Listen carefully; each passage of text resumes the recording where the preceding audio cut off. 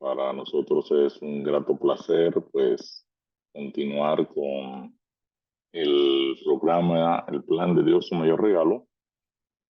Y hoy tenemos un tema de introducción, ¿verdad? El tema de punto de partida de la problemática del hombre. Vamos a tratar por qué tú necesitas un Salvador.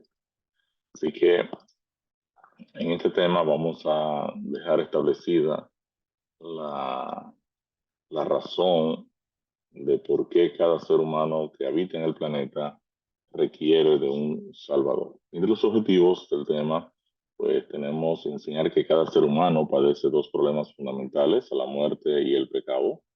Vamos a mostrar también que ambos problemas son el resultado del pecado de Adán. Vamos a mostrar que Adán era la fuente de vida de la humanidad.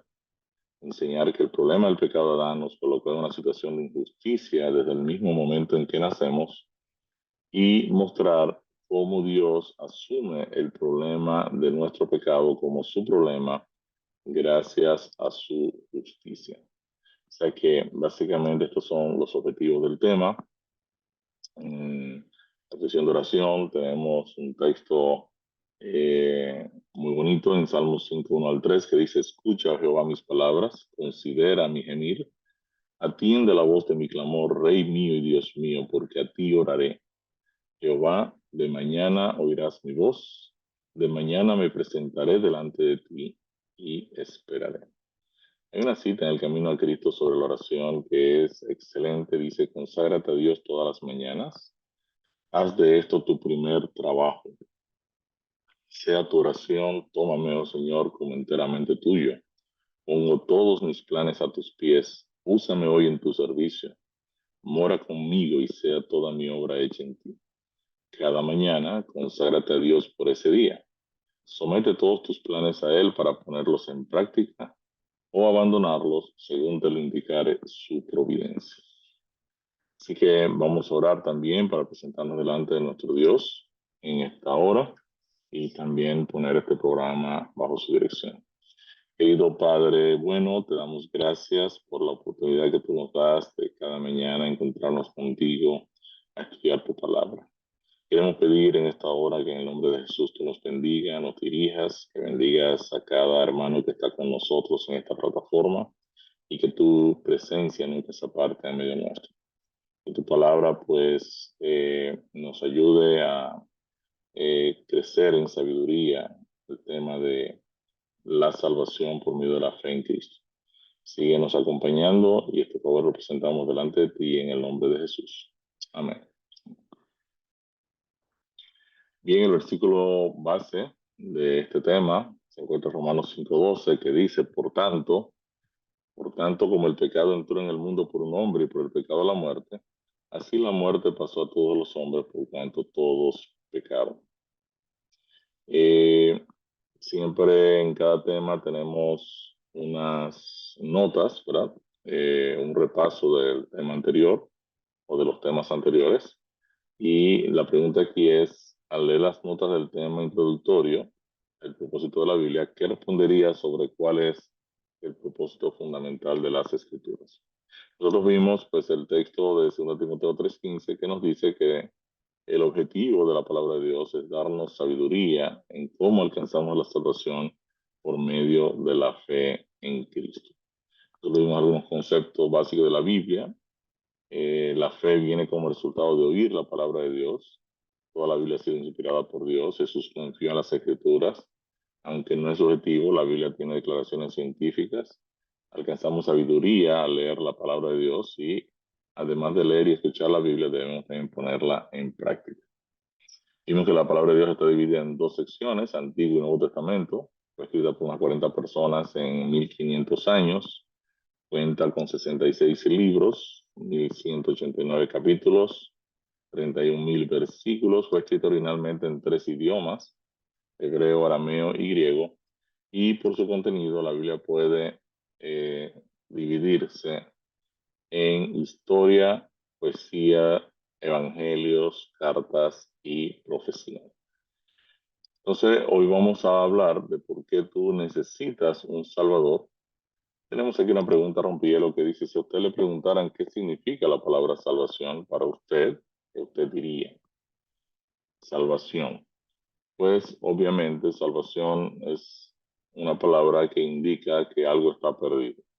Yo no puedo salvar lo que está salvo, yo salvo lo que se perdió. O sea que siempre que hablamos de que el propósito de la Biblia es darnos sabiduría en el tema de la salvación, es porque la Biblia parte del hecho de que toda la humanidad requiere de un Salvador o se encuentra perdida.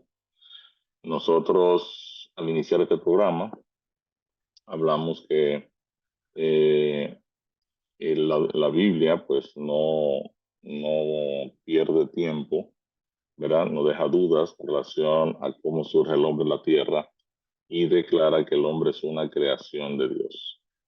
Eh, Contrario a la posición de los existencialistas optimistas, nosotros decíamos que estos subestiman el poder del pecado, de la maldad o del egocentrismo de la naturaleza humana. Y es imposible negar que existe la maldad, ¿no? Ahora, ¿cómo surge la maldad? ¿Cómo llegó por medio de procesos evolutivos a ser parte de todo nuestro sistema? Interesante porque en el modelo evolutivo los científicos no dan respuesta a esta pregunta de cómo surge el pecado. Y todos los seres humanos hemos sido afectados de una u otra forma por el pecado, ya sea el nuestro o el de alguien más, o por las consecuencias del mismo. Entonces, ignorar adrede el pecado y sus efectos por no ser de interés de la ciencia es no tomar en cuenta el elemento base que ha ocasionado la infelicidad humana. Yo pienso que es irresponsable que las personas de ciencia traten de explicar el modelo de los orígenes, dejando fuera, ¿verdad?, el no poder explicar cómo surge el egocentrismo humano o la maldad en el hombre, ¿no? Eh, y básicamente una de las preguntas fundamentales que nos llegan en relación del estudio del Evangelio es, ¿los seres humanos son pecadores porque pecan o pecan porque son pecadores? Y esta es una pregunta eh, importante porque dependiendo la respuesta, nosotros estamos escogiendo dos vehículos de salvación o dos tipos de evangelio distintos, ¿no? Y esa es la pregunta que vamos a responder en este tema: ¿por qué necesitamos un Salvador? Entonces iniciamos preguntando en Génesis 1:26, ¿quién creó al ser humano y con qué fin? El texto declara, entonces dijo Dios, hagamos al hombre, aquí está hablando, aquí hombre, Adán, ¿verdad? Perdón, a nuestra imagen, conforme a nuestra semejanza. Y señoré en los peces del mar, las aves de los cielos, las bestias, en toda la tierra y en todo animal que se arrastra sobre la tierra. Quiere decir que la palabra hombre que aparece aquí es Adán. Y Adán se puede referir tanto a la humanidad, el conjunto de la humanidad, como al nombre propio del hombre Adán. Eh, si bien Eva fue creada un poco después que Adán, su esposo, en Génesis 1, 26 y 27, el término Adán se refiere a la humanidad, no necesariamente al nombre de Adán, el nombre propio de Adán. Dice Génesis 1, 27, por ejemplo, y creó Dios a Adán a su imagen, a imagen de Dios lo creó, varón y hembra los creó. Aquí la palabra hombre entonces incluye tanto al hombre como la mujer. Quizás la mejor traducción de esto podría ser, y creó Dios a la humanidad, a su imagen, a imagen de Dios solo creó, varón y hembra los creó. Entonces, de acuerdo a Génesis 1:26, Dios creó al hombre y lo hizo Señor de toda la creación. ¿Qué hizo Dios después que formó el hombre del polvo de la tierra? Dice Génesis 2:7, entonces Jehová Dios formó al hombre del polvo de la tierra y sopló en su nariz aliento de vida, Hayim, dice el hebreo, y fue el hombre un ser viviente.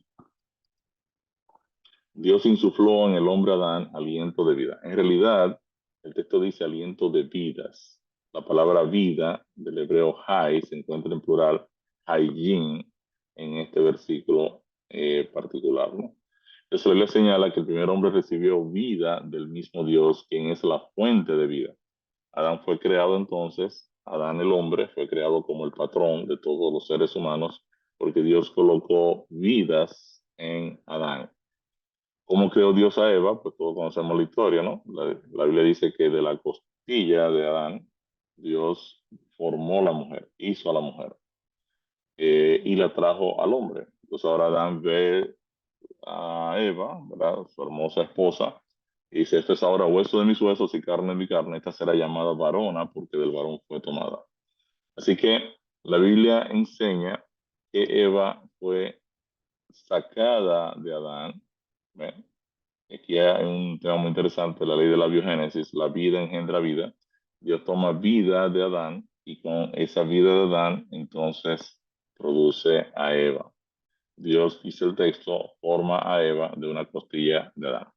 Muchas personas se preguntan por qué Dios habrá creado este concepto de familia, de esposos, de que nos reproducimos a través de unión de un hombre y una mujer, llegamos a la vida, ¿verdad?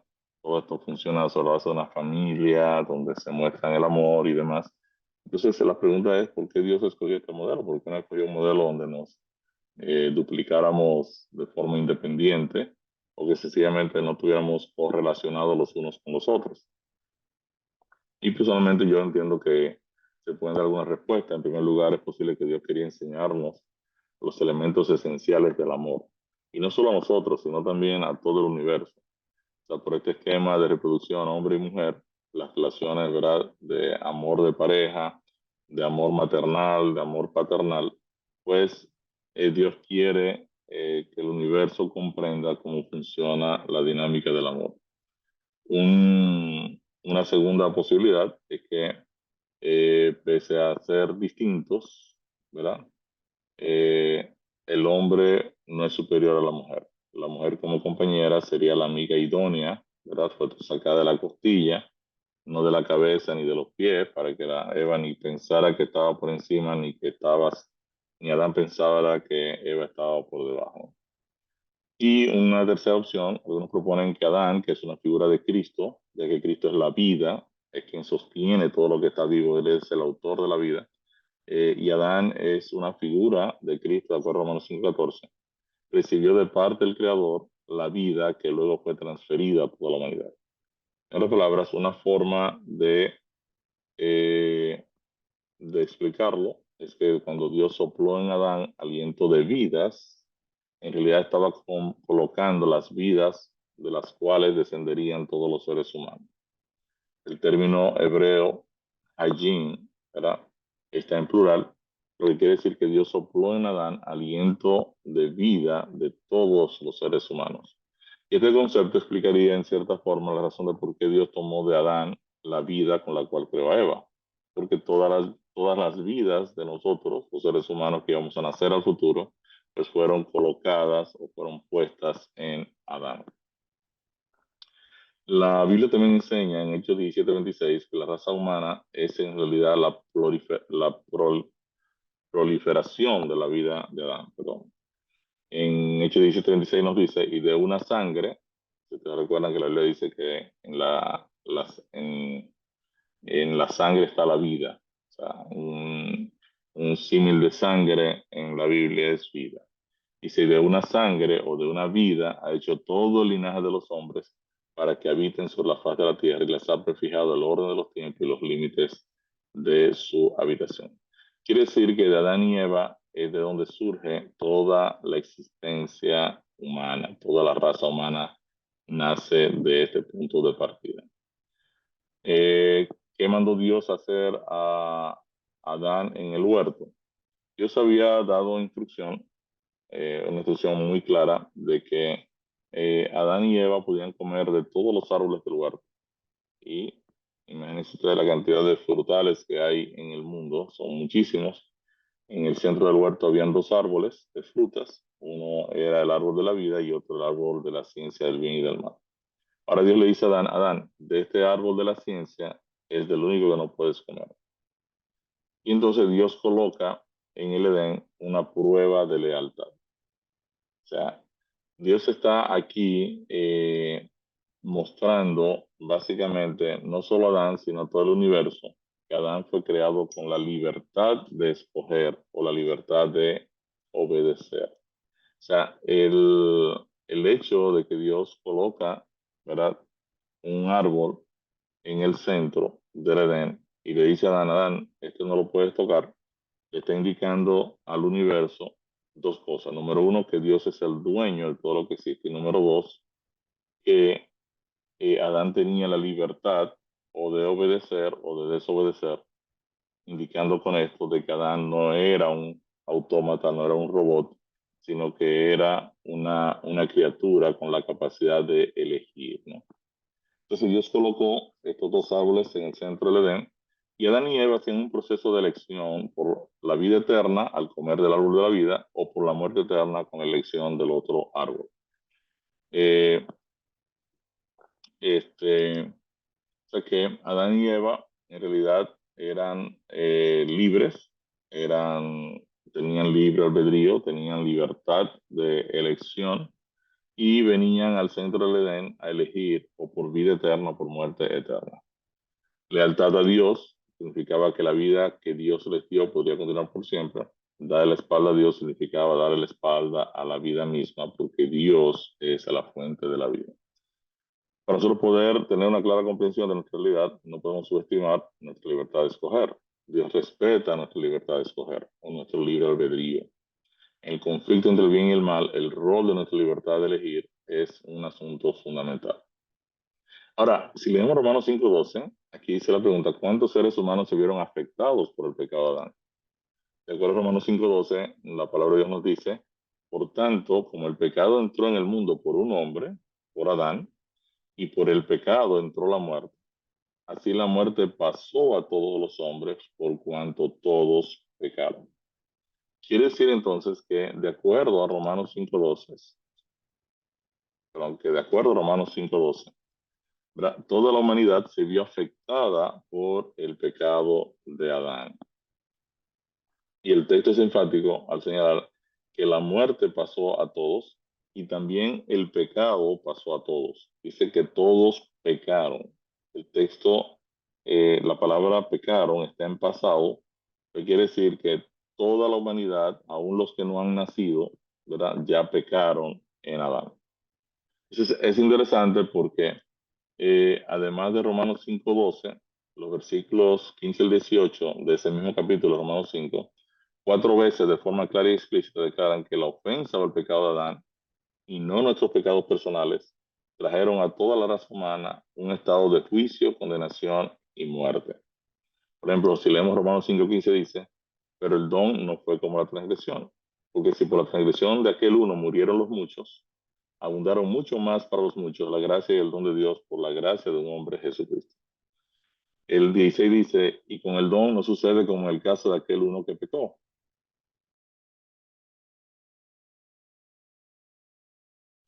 Porque ciertamente el juicio vino a causa de un solo pecado para condenación, pero el don vino a causa de muchas transgresiones para justificación. Entonces, Romanos 5:17 dice, pues si por la transgresión de uno solo reinó la muerte, mucho más reinarán en vida por uno solo Jesucristo los que reciben la abundancia de la gracia y el don de la justicia. Entonces, Romanos 5:12 nos muestra los dos grandes problemas humanos y qué los ha causado. Los versículos también nos muestran la problemática o las consecuencias de estos dos grandes problemas. En esencia, lo que la palabra de Dios me está diciendo es que el pecado de Adán, entonces, dio a luz los dos grandes problemas humanos, el problema del pecado y el problema de la muerte, y es la razón de por qué nosotros morimos. Ahora, la gran pregunta que surge aquí ¿es justo para nosotros pagar por el pecado de Adán?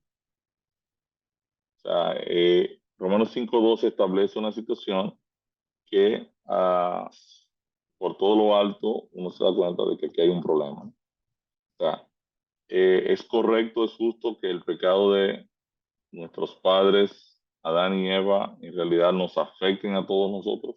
Eso es lo que el texto está diciendo.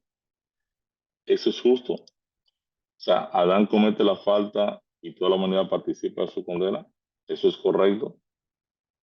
En Deuteronomio 24:16 y Ezequiel 18:20, Dios ya había señalado que no es justo que alguien tenga que pagar por el pecado de otro, por la falta de otro.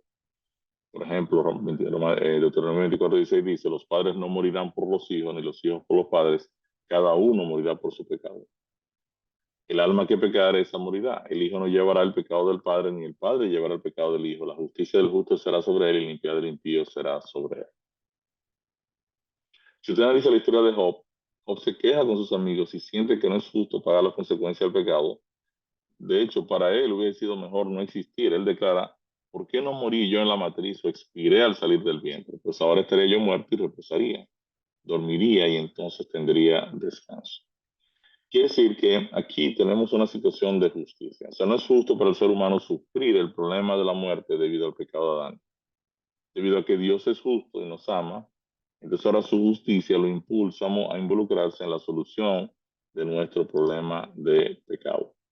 Esto es interesante, ¿no? Porque el hecho de que Dios intervenga personalmente en nuestro problema de pecado y de muerte y lo asuma con sus consecuencias es una clara revelación de su justicia.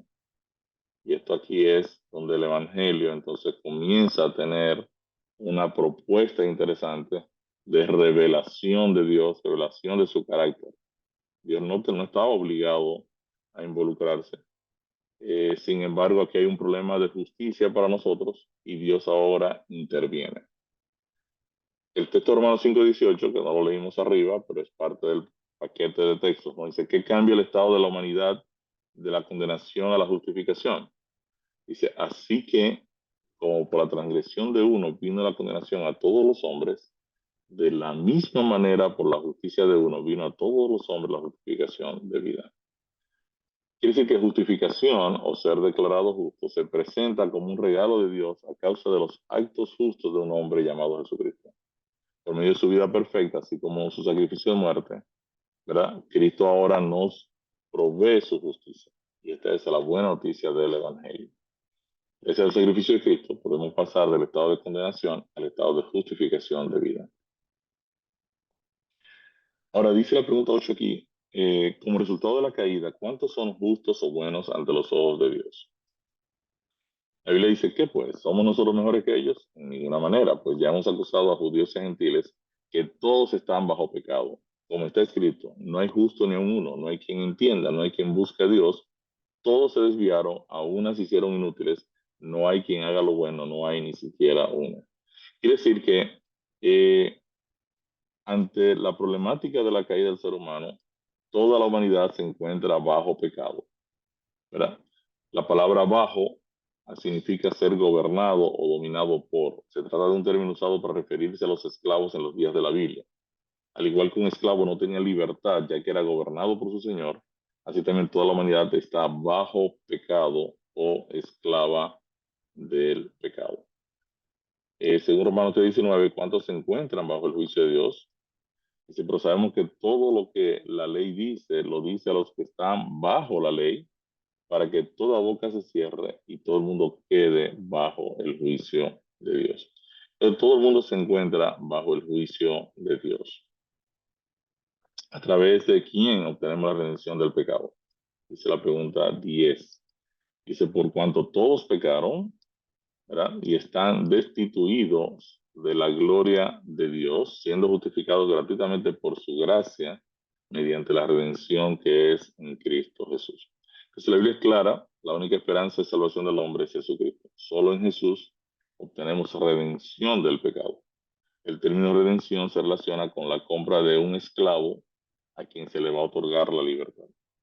Quiere decir que Jesús, a través de Cristo, Dios está comprando la humanidad para ofertarle libertad. ¿Qué decía David sobre sí mismo? Que también es cierto de todos nosotros. Dice, he aquí en maldad he sido formado y en pecado me concibió mi madre. Desde que nacemos somos inicuos o fuimos concebidos en maldad. La maldad o iniquidad es el principio del egoísmo. Es una condición o un estado en el que todos nacemos, todos heredamos esta problemática desde el momento en que nacemos. O sea, no hay nada que podamos hacer para escapar de esta situación. Nuestra única esperanza está en la redención que se nos ofrece en Cristo por medio del Evangelio. Entonces aquí inicia en realidad la, la verdadera situación del ser humano y la razón de por qué necesitamos un Salvador. Según Salmo 58:3, ¿qué hacen los malvados desde su nacimiento? Y se apartaron los impíos desde la matriz, se descarriaron hablando mentira desde que nacieron. O sea, los seres humanos pecan desde antes de nacer. Y si leemos Salmo 51:5 en la eh, em, traducción en lenguaje actual, dice el texto: tengo que admitir que soy malo de nacimiento y que desde antes de nacer ya era un pecador. Así dice la Biblia, la traducción en lenguaje actual. O sea, debido a que estamos extraviados desde antes de nacer, nuestro estado es pecaminoso, perverso y malvado. Sin embargo, dado que Dios nos ofrece la salvación a través de su Hijo, Jesucristo, todos podemos escapar a este problema de pecado. Es interesante porque en la Biblia ahora entra en acción, Dios está revelando entonces lo que Él va a hacer y cómo Él va a asumir la problemática del pecado nuestro. Según dice el 53:6, al igual que las ovejas, ¿qué dos cosas hemos hecho todos? Dice la Biblia: todos nosotros nos descarriamos como ovejas, cada cual se apartó por su camino, mas Jehová cargó en Cristo, o en el siervo sufriente, el pecado de todos nosotros. Dice que de acuerdo a la Biblia, pues todos nos hemos descarriado, nos hemos apartado del camino, somos por naturaleza egoístas. Según Jeremías 17:9, ¿por qué no podemos confiar en nuestro propio corazón? Dice el texto: engañoso es el corazón más que todas las cosas y perverso, ¿quién lo conocerá? O sea, nuestros corazones nos engañan sobre nuestra propia evaluación espiritual. Y es aquí en donde muchos van mal. Un buen ejemplo es Pedro, ¿verdad? Donde Pedro eh, le había jurado a Cristo que no lo iba a traicionar, y Jesús le advirtió a Pedro: Pedro, tú me vas a negar 3 veces. Y Pedro dice: ¿cómo va a ser? Eso es imposible, ¿no? Y tristemente, cuando se presentó la dificultad, pues Pedro entonces negó a su maestro.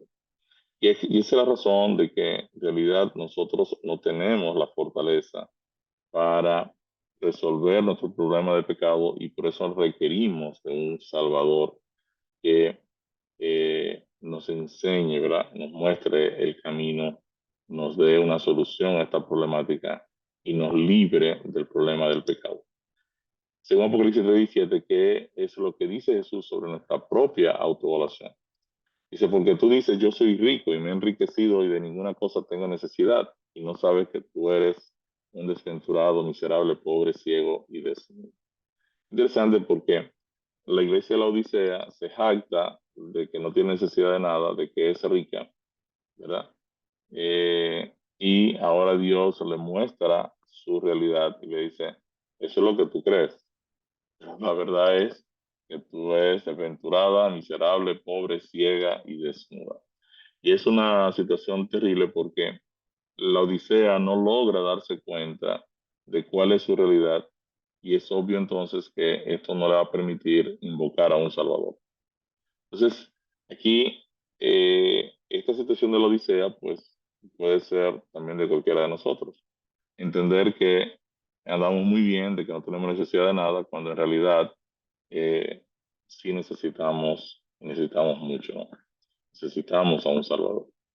Filipenses 2:21 dice: en lugar de los intereses de Jesús, ¿cuántos buscan su propio camino?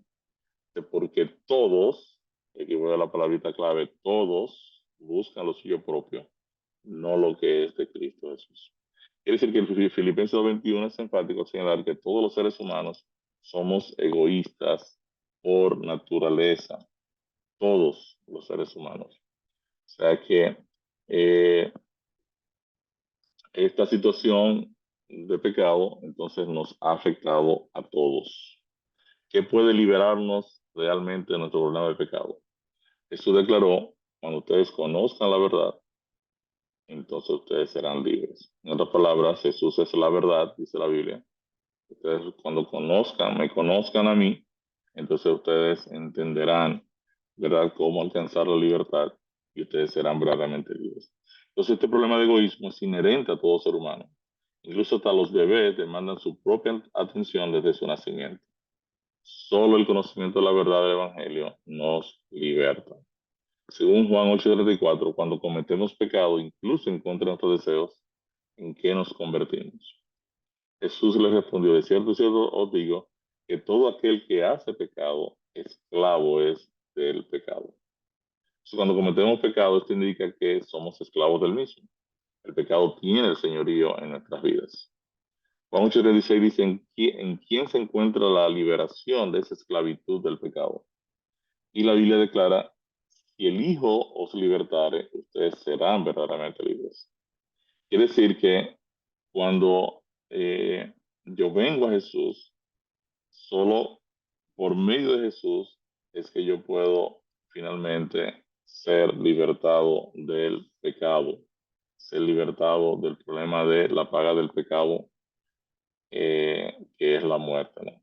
Según 1 Timoteo 1:15, ¿por qué vino Jesús a este mundo? Y el apóstol Pablo declara, palabra fiel y digna de ser recibida por todos, que Cristo Jesús vino al mundo para salvar los pecadores, de los cuales yo soy el primero.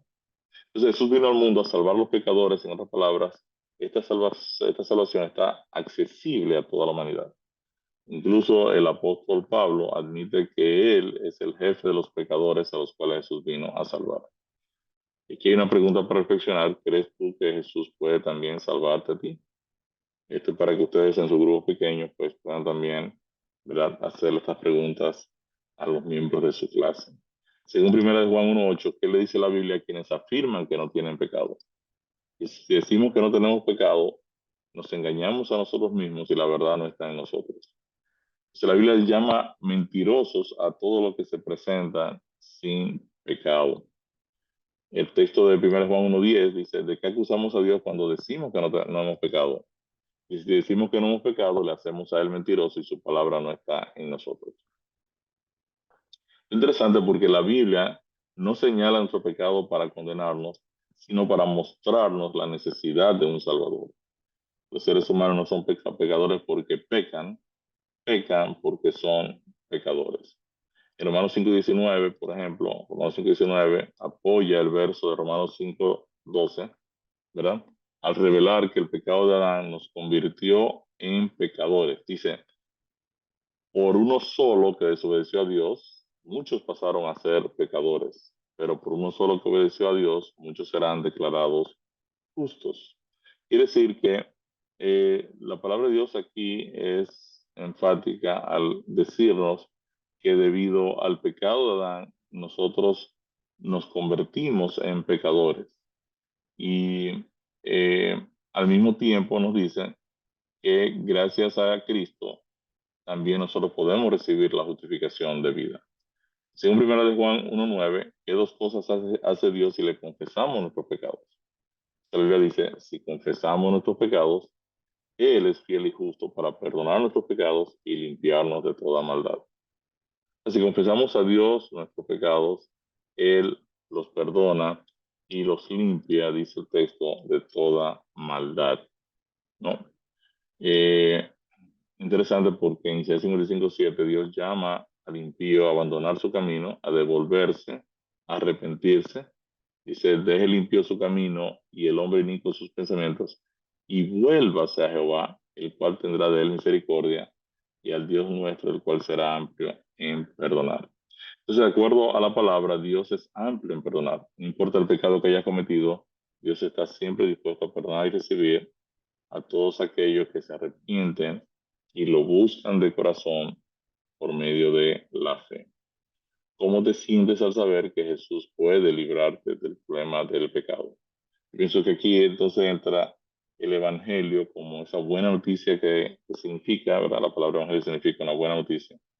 Como la buena noticia que es de que en realidad yo no tengo que permanecer esclavo del pecado porque ya Dios ha provisto todo un plan para que yo quede libertado para siempre de esta problemática. La historia del Kursk es una historia muy interesante. El 12 de agosto del año 2000, el submarino ruso Kursk naufragó en el mar de Barents con 118 personas a bordo. La salvación solo podía venir de arriba. Este submarino ruso Tristemente, en una prueba que estaba haciendo, en unos ejercicios, uno de los torpedos explotó, rompiendo parte, allá en la profundidad, rompiendo parte del submarino y anegándolo de agua, ¿no? Fue imposible el rescate. Este es el Mar del Norte. El mar es un mar sumamente complicado, muy agitado, y entonces no fue posible el rescate, quedando registrada en la historia esta como la peor catástrofe naval de la era post-soviética. Entonces, utilizamos esta historia como una verdad, una parábola, de forma similar a lo ocurrido al Kursk. Hace alrededor de 100.000 años ocurrió la peor catástrofe del universo. Miles de millones de seres humanos fueron afectados por un pecado en el jardín del Edén. Desde arriba se puso en marcha el más grande plan de salvamento en la historia del universo, el cual involucró al propio Creador. Eso no importa su condición, cada ser humano que ha vivido, que vive y que vivirá, necesita un Salvador que lo rescate del problema del pecado y la muerte. A diferencia de lo ocurrido con el submarino, la Biblia declara que el plan de salvar a toda la humanidad del problema del pecado y de la muerte fue exitoso en Cristo. A esta realidad se le llama evangelio o la buena noticia de la salvación. Interesante porque la palabra de Dios entonces me está mostrando mi realidad, pero no me está diciendo, bueno, hasta aquí llegó tu problema y estás condenado y estás muerto, sino que Dios me dice, no, hay una alternativa. Yo he resuelto tu problema de pecado, yo te estoy proveyendo un Salvador, así que tú no estás perdido para siempre. Tú puedes optar por un Salvador que ha pagado tu rescate, ¿no? Entonces, mi respuesta al tema, ¿por qué usted debería aceptar la verdad bíblica de que nació como un pecador incapaz de salvarse a sí mismo y que su única esperanza de salvación está en Jesús, el Salvador del mundo? Entonces, en resumen, ¿qué hemos aprendido? Aprendimos que el pecado de Adán afectó a toda la humanidad. También aprendimos que debido a este pecado de Adán, todos los seres humanos están sometidos a dos problemas fundamentales.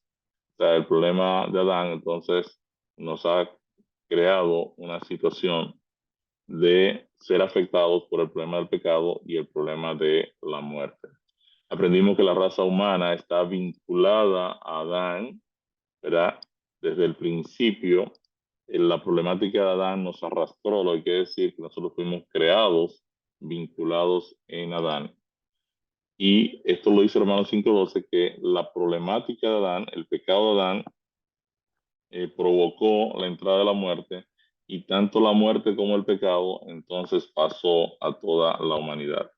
Comprendimos también que a partir del pecado de Adán, todos los seres humanos sin distinción nacen egoístas, condenados por el pecado y necesitados de un Salvador. Y finalmente aprendimos que nuestra salvación solo puede venir de arriba, de lo alto, que gracias a su justicia, Dios se responsabiliza de resolver nuestro problema de pecado, ofreciéndonos la salvación en Cristo. Así que básicamente aquí están los elementos esenciales de por qué necesitamos un Salvador y la razón, ¿verdad?, del involucramiento de Dios en nuestra problemática de pecado. Así que les parece si oramos entonces. Eh, y ya mañana entonces nos estaríamos viendo con una segunda parte de por qué necesitamos un Salvador, pero ahora analizando, ¿verdad?, el origen del mal desde sus comienzos. Aunque este tema no está en el manual, nosotros decidimos ponerlo porque eso explica muy bien eh, cómo surge la problemática del pecado, ya no solo en la tierra, sino en todo el universo. Mañana estaríamos viendo entonces el problema de Dios. Oramos. Querido Dios, Padre bueno, te agradecemos, oh Señor, por tu gran amor, tu gran cuidado, tu gran misericordia. Gracias, oh Dios, por la salvación, por el Salvador que tú nos has dado a Cristo Jesús.